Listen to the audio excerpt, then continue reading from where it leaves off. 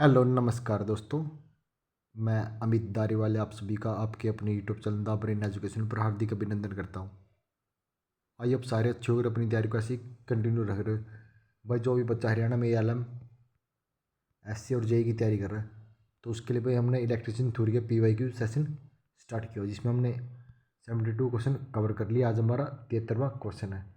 और आपको एक बात और बताते हैं, एक हमने चैप्टर वाइज एमसीक्यू स्टार्ट किए हुए हैं जिसमें हमने बेसिक इलेक्ट्रिसिटी ट्रांसफार्मर और सेफ्टी के क्वेश्चन को कवर कर लिया।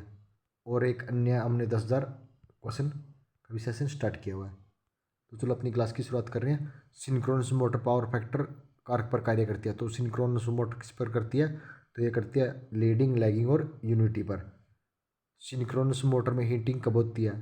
तो सिंक्रोनस मोटर में हीटिंग लोड में अचानक परिवर्तन से हो जाती है। सिंक्रोनस मोटर का प्रसार कारक होता है तो ये हमेशा यूनिटी से कम होता है। घरेलू रेफ्रिजरेटर में प्रयोग होने वाला मोटर कौन सा होता है?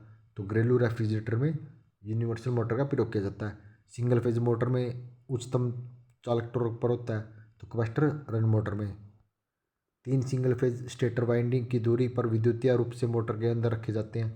तो 3 फेज सिंगल मोटर में वाइंडिंग की दूरी 120 डिग्री पर रखी जाती है।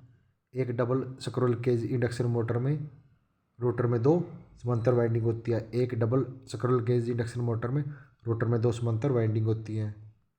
कैपेसिटर में अपेक्षाकृत कम सेल्फ लाइफ होती है तो इलेक्ट्रोलाइटिंग कैपेसिटर की। कौन से सर्किट ब्रेकर में सबसे कम वोल्टेज रेंज होता है? तो एयर ब्रेक सर्किट ब्रेकर में। कनिंग शब्द का संबंध है तो ये इंडक्शन मोटर से है। किसी इंडक्शन मोटर में किन्हीं दो फेजों में आपस में बदल दिया जाए तो विपरीत दिशा में चलेगी। तो मोटर अगर किसी इंडक्शन मोटर के दोनों फेज को आपस में बदल दिया जाए तो मोटर विपरीत दिशा में चलेगी। किसी सर्किट में अप्रत्यक्ष पावर में वास्तविक पावर का अनुपात तो ये पावर फैक्टर कहलाता है। किसी इंडक्शन मोटर का संपूर्ण वृत्ताकार चित्र खालिस्तान से प्राप्त डेटा से बनाया जा सकता है तो ये बनाया जाता है डाइलेक्ट्रिक टेस्ट से। इंडक्शन मोटर पर ब्लास्ट रोटर टेस्ट का इस्तेमाल खालिस्तान पता लगाने में किया जाता है तो इंडक्शन मोटर में ब्लास्ट रोटर टेस्ट का इस्तेमाल starting at torque of motor के लिए किया जाता है।